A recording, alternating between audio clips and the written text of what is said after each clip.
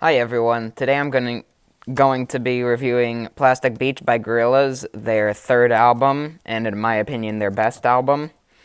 This album is great, like all the other albums on this list. Highly recommend you check it out. It's quite a switch up in their sound from previous albums, which were a lot darker, I'd say. Although this is still like it feels like nighttime-ish sort of on certain songs like Empire Ant and on Melancholy Hill, but it's not like evil or like menacing sounding as some of their tracks on albums like Demon Days have felt. It's a lot more focused on like electropop sounds, and I feel like the title really well describes the atmosphere where it's like you have all these synthesizers and everything that sound plasticky. I wouldn't say plastic like in a bad way by any means. It's not like extremely sterile and just like no tone. It's plastic and like the way like a McDonald's toy is plastic, where it's like it'll be like all like grimy feeling, not like kind of gross, but at the same time it can be super beautiful, which is sort of a difference from a McDonald's toy, I guess you could say. But it's not like sterile plastic in any way, the way that plastic is normally used. It's much more of like a gritty plastic. And beach, like everything on here feels like kind of watery in feel, the way the synthesizers are used and the drum patterns and everything, and the orchestral bits as well feel very watery. And they do incorporate a lot of like ocean sounds and stuff on songs like the intro or Cloud of Unknowing. Yeah, everything on here is super detailed. The production is magnificent. If I had one issue with the production on Demon Days, it's that it's not quite as good as this album's, because this album's there's almost nothing else that sounds quite like it and is this extremely detailed. I mean, maybe like on a Death Grips album, but that's like the closest I can really think of. Maybe on like a Radiohead like post Kid A album. That's all I can really think of. It's just really detailed. But getting into the track list, we start out with the intro, the orchestral intro, which sets it apart from previous intros because it is very orchestral. It has all these like ocean sounds, like waves crashing onto beaches and seagulls flying over. Just the perfect tone setter for the rest of the album, and these beautiful strings and sort of underlying horns just playing quarter notes underneath it and changing what notes they're playing throughout. But eventually the orchestral stuff drops out, and we're just left with these horns that transition us into the second song, Welcome to the World of the Plastic Beach, which features Snoop Dogg, which is a great feature, even though he's pretty prominent on the track. This is sort of a running theme with a lot of the songs, where the less like the songs that are less going for like a hit, maybe on like the later half of the album, because the beginning half is pretty much just like banger after banger after banger. Sort of the second half is more less focused on that. You get more songs that are almost completely just the feature, singing or rapping over it. And Snoop does drop some really great bars that help build the world. The world building on this album is the best ever. I've never been so immersed in a fake world of this plastic beach out in the middle of an ocean. But yeah, so he sort of talks about that, and it really builds into something interesting. I think all the tracks do a really good job with that. Where at first it sounds like, oh, the beats, I guess is the best way to put it. The beats sort of change. They sort of grow. They mature with the song as it continues. So you never feel really bored with it. But this one sort of turns into something a little bit more mystical. And then the next song has this great. I believe they featured the National Orchestra for Arabic music. I am not exactly sure of their name. I can't see it on screen right now.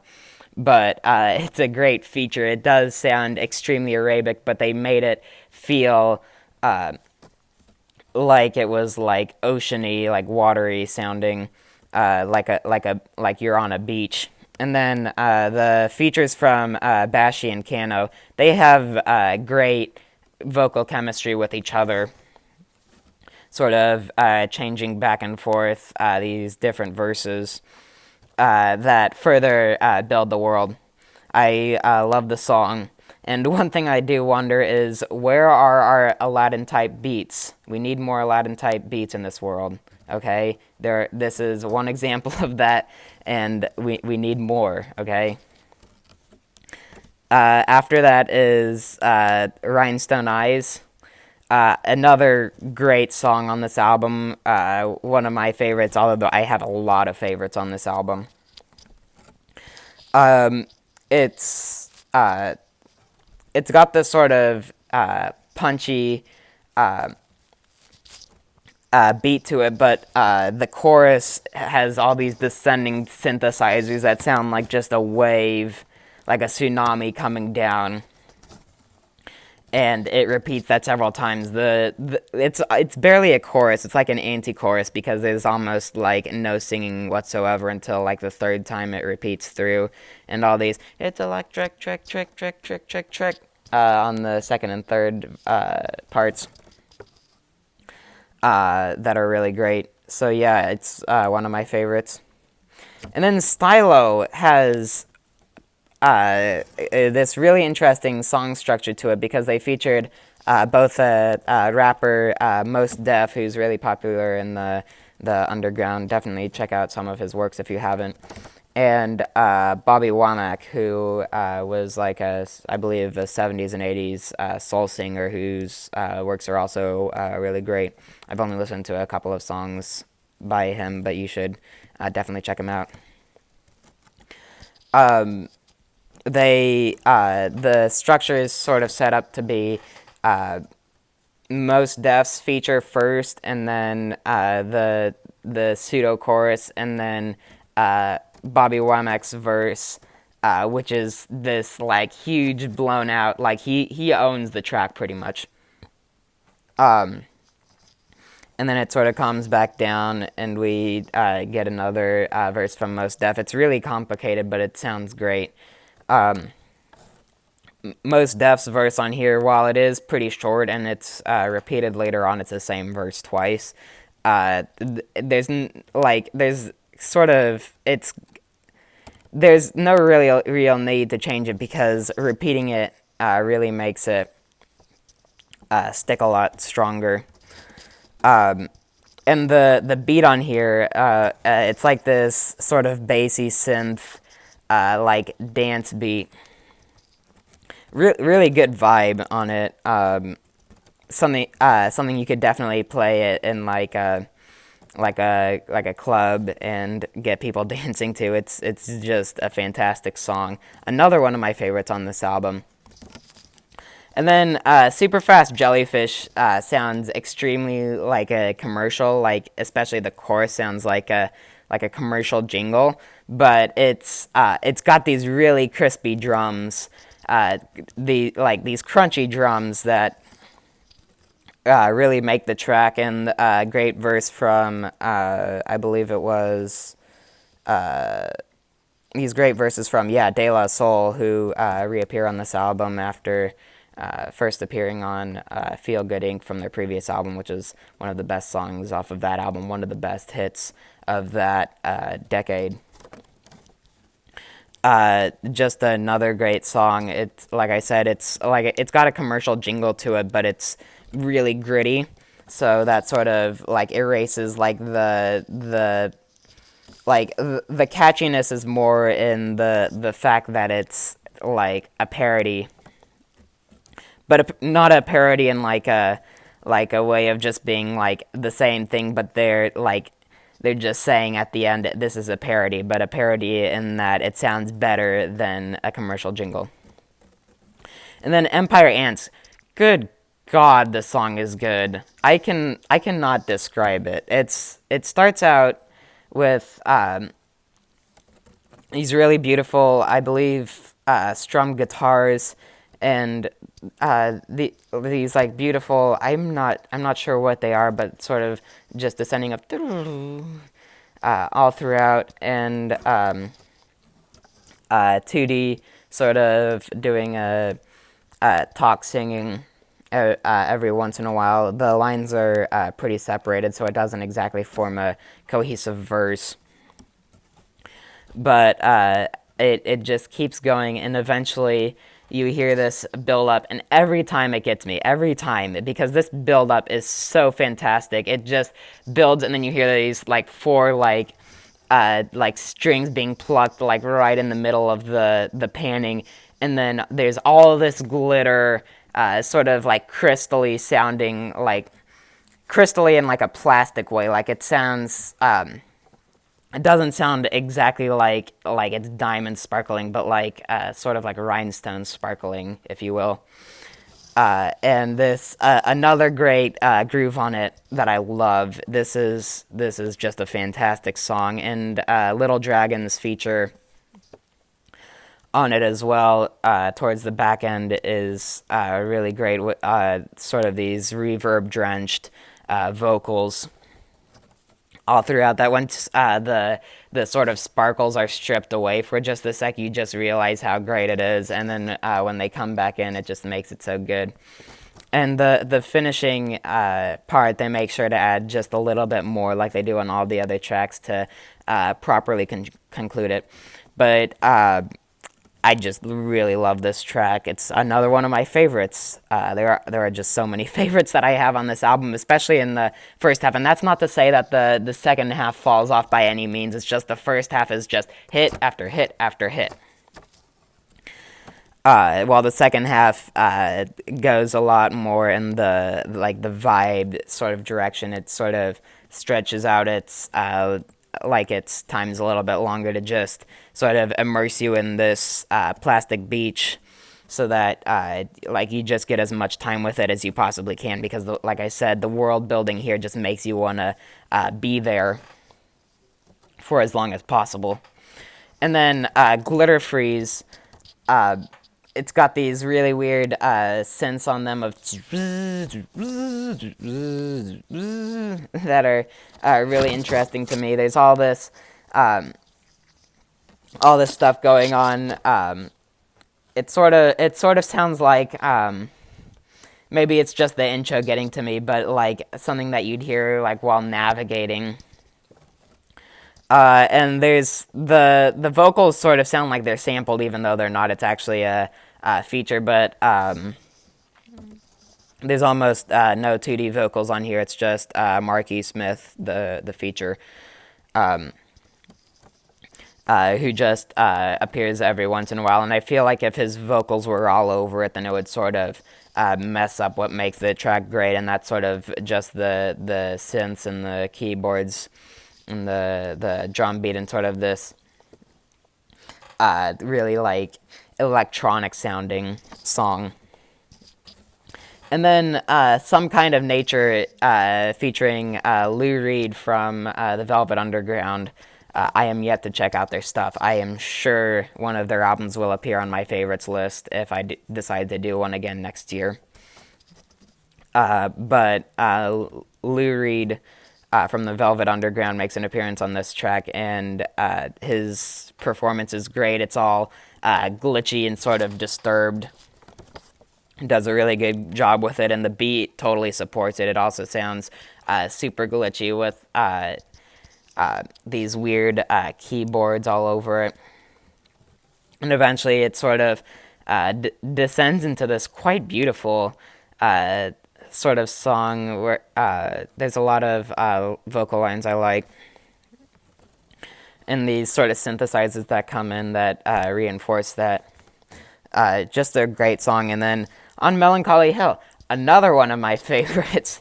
Um, there is not too much that changes with the structure of this, although there are some more vocals that get added in over time. But I don't think that's exactly the purpose. The purpose is just to feel really melancholic, pretty sad. Uh, it's got this weird auto-tuned, like, drowning noise on it that I think is pretty absurd, pretty cool sounding. Sort of makes this song unique, makes it stick out on first listens. But it's got this, the beat is always it feels faster. Well, it feels slower than it actually is. It's actually moving along pretty quickly, but it's got these beautiful synths all over it. Sort of dissonant, I guess I could say. Yeah, another one of my favorites. And then Broken sort of sounds like really lost, is how I would put it. It has this keyboard line over it that sort of just goes all over the place. In a good way, of course. Um, Sort of similar structure to maybe Rhinestone Eyes, I'd say, but not. That's sort of where the similarities end, because the music on here is a lot more, I guess, drum focused. I don't really have too much else to say. There's no features on this one, just like aren't any on Melancholy Hill, and I think that makes them really nice standout points. And then Sweepstakes, another one of my favorites on this album. It's just really good. It starts really electronic with Most Def rapping on it again. A lot of the features from the first half of the album sort of make reappearances on the second part again, just to sort of make it stand out more, or make it feel like you're just there for a little bit longer all throughout. And the way they like use his voice, I believe they took multiple takes from him, because it sounds like sort of a couple different people saying it. But it's really cool, especially as it descends into some more crunchy drums and this great brass horn lines all over it that sort of go back and forth. Great feature from the Hypnotic Brass Ensemble. Yeah, another one of my favorites. And then Plastic Beach sort of starts out a little bit. It's hard to describe, but there's this guitar line throughout. There's sort of this noise covering it, but eventually it breaks out into this sort of spiraling synth arpeggio, that I think is really interesting, and these vocals, and later some chipmunk vocals that sort of complement it really well, keep it interesting. Really great song, like I've said about all these songs. And then To Binge has this nice type of beat. It sounds a lot better on the album, trust me. And the chemistry between 2D and Little Dragon is a bit odd. It doesn't like initially really stick with you. Like the first couple of listens, you might think there's not really too much chemistry between them, but after like a little bit, you sort of notice like just the way that the lyrics are written and everything. does give it a little bit of value. And then Cloud of Unknowing is just the feature just overtakes the entire song, which is great because I want to hear as much of Bobby Womack as possible, and his feature on here is really great with all these beach sounds on them, sort of similar to the opener, and him sort of singing in this really sad way, a lot different from Stylo, where he's like super energetic and really carrying the track. A lot of the lyrics sort of stick out to me as being really great, and eventually it sort of the orchestra in the background. I believe this is another orchestral feature. They feature an orchestra on here.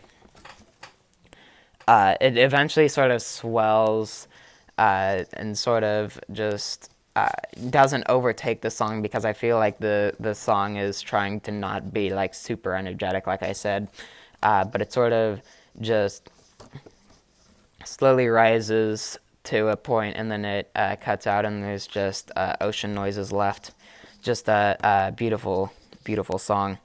In fact, it almost sounds like sort of like a Disney like death, but like in like a sort of getting like swept away by the wind or something like that, which is pretty corny, but it sounds good on here.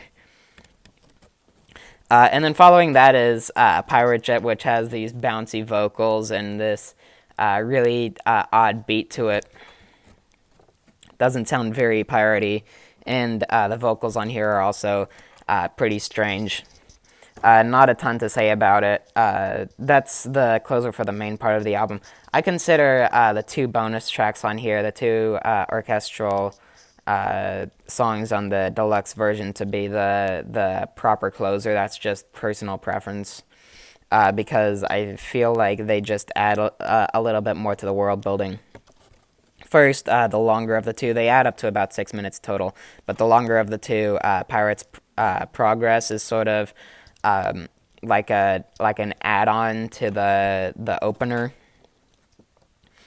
where it sort of just lets you sit in the atmosphere that gets built by that opener, with some added orchestral parts that sort of go back and forth in emotion.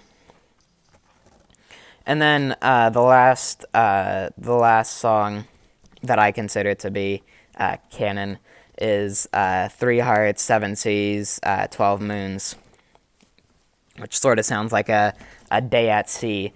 And it feels like it doesn't even really feel like a closer. It just feels like it's continuing onwards, which I think is great, because it does help sort of make it feel like this world still does exist, even if they move on from it onto later albums like that I'm not too fond of, like Humans and the Now Now. I still really like this.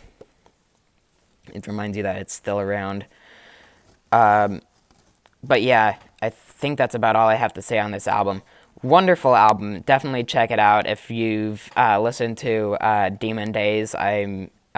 You might not like this because it is quite a change in pace from their previous sound, but it is just a great album, like I've said. Great production, great features, great vocal performances all around. I don't have a bad thing to say on this album. I think it's a 10 out of 10. So yeah, that's about all I have to say. Thanks for watching.